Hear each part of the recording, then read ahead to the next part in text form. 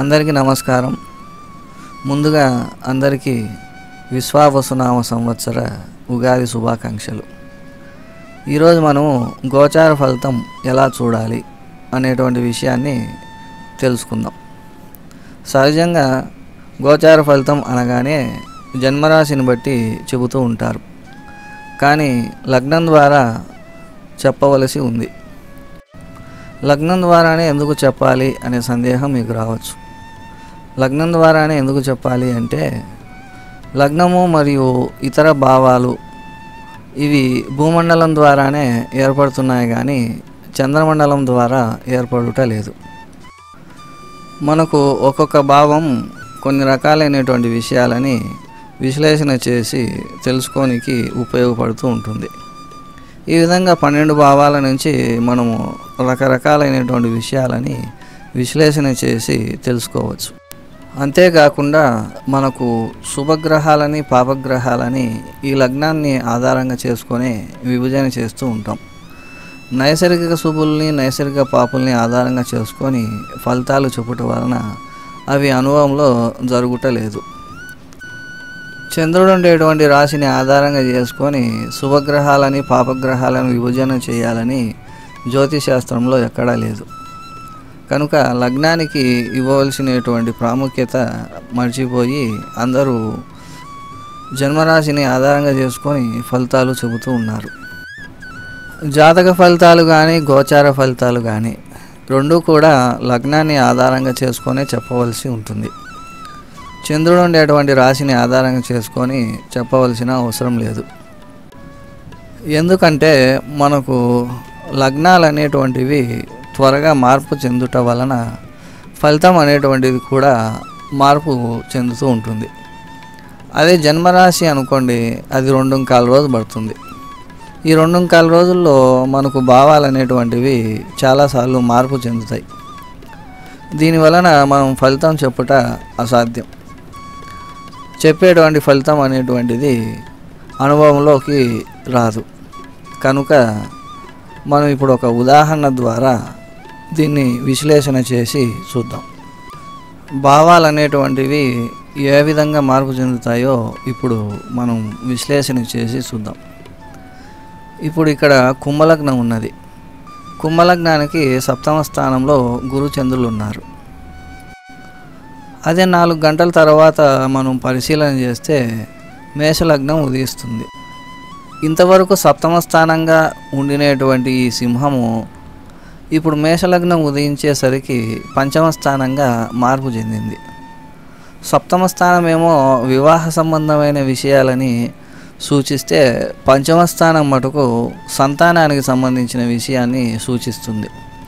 ఈ విధంగా మనకు లగ్నం అనేటువంటిది మార్పు చెందినప్పుడు ఫలితాలు అనేటువంటివి కూడా మార్పు జరుగుతూ ఉంటాయి. ఇక్కడ ఒకే జన్మరాశి లగ్నాలు అనేటువంటివి మార్పు చెందినప్పుడు వివిధ రకాలైనటువంటి భావాలుగా మార్పు చెందుతూ ఉంది. ఈ మార్పుని ఎవరు గమనించుకోకుండా జన్మరాశి ఫలితం అంటూ రాశిని ఆధారంగా చేసుకొని ఫలితాలను చెబుతూ ఉంటారు. ఇప్పుడు మనము జన్మ రాశిని ఆధారంగా చేసుకొని రవి గోచార ఫలితం ఏ విధంగా ఉంటుందో పరిశీలన చేద్దాం. రవి గోచారంలో చంద్రుడు ఉండే రాశిని పొందితే ధనకీర్తి నష్టములు, వ్యాధి, ప్రతికూల ఫలితాలు, వృధా ప్రయాస, కుటుంబానికి దూరంగా ఉండడం, కోపము, భయము, ఆందోళన, ఆలస్యం ఈ ఫలితాలు కలుగుతాయని చెప్పడం జరిగింది. అది ఏ లగ్నం అనేటువంటిది ఇక్కడ లెక్కలేక లేదు. జన్మ రాశిని ఆధారంగా చేసుకొని చెప్పే ఫలితాలు ఈ విధంగానే ఉంటాయి. భావంతో సంబంధం లేదు, అది ఏ లగ్నం అనేది సంబంధం లేదు. కేవలం రాశిని ఆధారంగా చేసుకొని ఫలితాలు చెప్తూ ఉంటారు. ఇక్కడ మేషలగ్నానికి రవి శుభుడు, ఎందుకంటే పంచమాధిపతి కాబట్టి. పంచమాధిపతి అయినటువంటి రవి తిరిగి మళ్ళీ 5వ స్థానంలో గోచారీత్యా వచ్చినప్పుడు 5వ స్థానానికి సంబంధించిన శుభ ఫలితాలనే ఇస్తాడు, కానీ అశుభ ఫలితాలనైతే ఇవ్వడు. ఇక లాభస్థానం అనేటువంటిది కీర్తి స్థానం కాబట్టి కీర్తిని అభివృద్ధి చేస్తాడే కానీ అపకీర్తి పాలైతే చేయడు. రోగాన్ని కలిగించాలి అంటే రవి పాపి అయి ఉండాలి. ఇక కుటుంబ సౌఖ్యాన్ని తగ్గించాలి అన్నా కానీ రవి పాపి అయి ఉండాలి. మొత్తం మీదకైతే రవి పాపి అయినప్పుడు మాత్రమే ఇక్కడ వివరించినటువంటి అశుభ ఫలితాలని ఇస్తాడు. కానీ రవి శుభుడుగా ఉండేటప్పుడు ఈ ఫలితాలు ఇవ్వడు. దానికి తోడు రవి ఇక్కడ చెప్పినటువంటి ధనభావంతో కానీ లేదా వ్యాధికి సంబంధించిన రుణస్థానం 6వ స్థానంతో కానీ సంబంధం కలిగి ఉండాలి. ఆ విధంగా సంబంధం ఉండినప్పటికీ కూడా ఆ భావాలకు శుభమే చేస్తాడు కానీ అశుభం అయితే చేయడు. ఈ గోచార ఫలితం అనేటువంటిది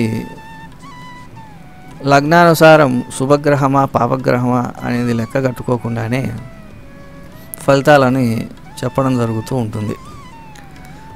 ఇది ఎంతవరకు కరెక్టో మీరే ఆలోచన చేయండి. మనము ఇంకో లగ్నాన్ని తీసుకొని పరిశీలన చేద్దాం. గోచార ఫలితము జన్మరాశిని ఆధారంగా చేసుకొని చెప్పే వాళ్లకు లగ్నంతో ప్రమేయం లేదు. అది ఏ లగ్నమైనా పర్వాలేదు. చంద్రుడు ఉండేటువంటి రాశికి గోచారీత్యా రవి ప్రవేశం చేస్తే అప్పుడు ధనకీర్తి నష్టాలు, వ్యాధి, ప్రతికూల ఫలితాలు, వృధా ప్రయాస, కుటుంబానికి దూరంగా ఉండడం, కోపము, భయము, ఆందోళన, ఆలస్య ఫలితాలు ఇవే వస్తాయి అని అందరికీ ఒకే రకమైనటువంటి ఫలితాలు చెప్పడం జరుగుతూ ఉంటుంది. ఇక్కడ సప్తమాధిపతి రవి పాపి అవుతున్నాడు కాబట్టి ఫలితం పాప ఫలితమే ఉంటుంది కానీ శుభ ఫలితం అయితే ఉండదు. కానీ మనం ఇందాక తెలుసుకునేటువంటి ఫలితాలు పాప ఫలితాలే ఉండినప్పటికీ కూడా వాటిలో చెప్పబడినటువంటి ఫలితాలు ఈ రవి కలిగించే అవకాశం అయితే ఉండదు. ఎందుకంటే కుటుంబానికి సంబంధించిన సమస్య కలిగించాలి అంటే కుటుంబ భావంతో కానీ కుటుంబ భావాధిపతితో కానీ సంబంధం కలిగి ఉండాలి. ఏది గోచారంలో కూడా ఆ విధంగా సంబంధం లేదు కాబట్టి కుటుంబానికి సంబంధించిన సమస్య అయితే కలిగించడు.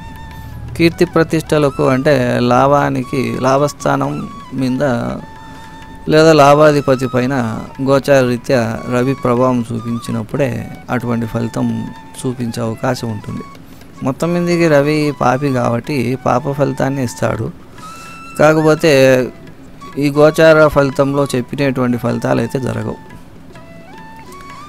రవి సప్తమ స్థానంలో ఉన్నాడు, అదేవిధంగా లగ్నాన్ని చూస్తున్నాడు కాబట్టి దేహ సౌఖ్యాన్ని తగ్గించడము, సమయానికి నిద్ర, సమయానికి ఆహారము లేకుండా ఉండడము, ఇటువంటి సమస్యల్ని, భార్యాభర్తల మధ్య అన్యోన్యత లేకుండా ఉండడము, ఇటువంటి సమస్యల్ని కలిగించే అవకాశం ఉంటుంది.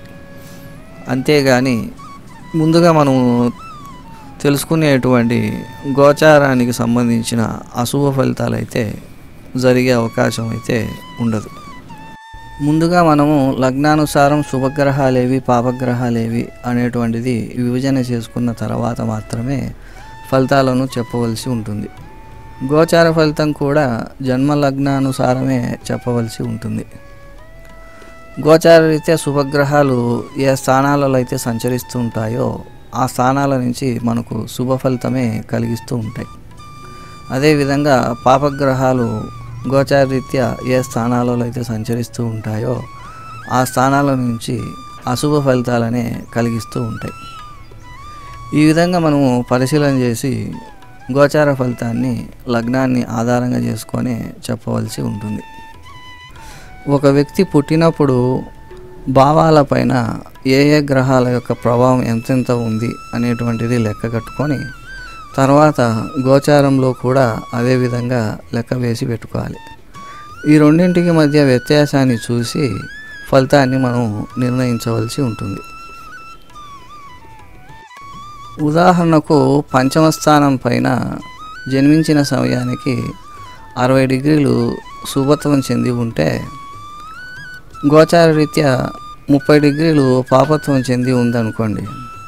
అప్పుడు ఇక్కడ 60 డిగ్రీలలో నుంచి 30 డిగ్రీలు తీసేసినప్పుడు 30 డిగ్రీలమైన శుభత్వమే ఉంటుంది. కనుక గోచారరీత్యా పాపగ్రహము అక్కడికి వచ్చినప్పటికీ కూడా దాని యొక్క అశుభ ఫలితం అనేటువంటిది ఎక్కువగా చూపించదు అనే చెప్పవలసి ఉంటుంది. భావాలపై గ్రహ బలాన్ని ఎలా కట్టాలి అనేటువంటిది తెలుసుకోవాలి అంటే నా మునుపటి వీడియోలని పరిశీలన చేయుట వలన మీరు తెలుసుకుంటారని ఆశిస్తూ ఈ వీడియోని ఇంతటితో ముగిస్తున్నాను. తర్వాతి వీడియోలో మళ్ళీ కలుసుకుందాం.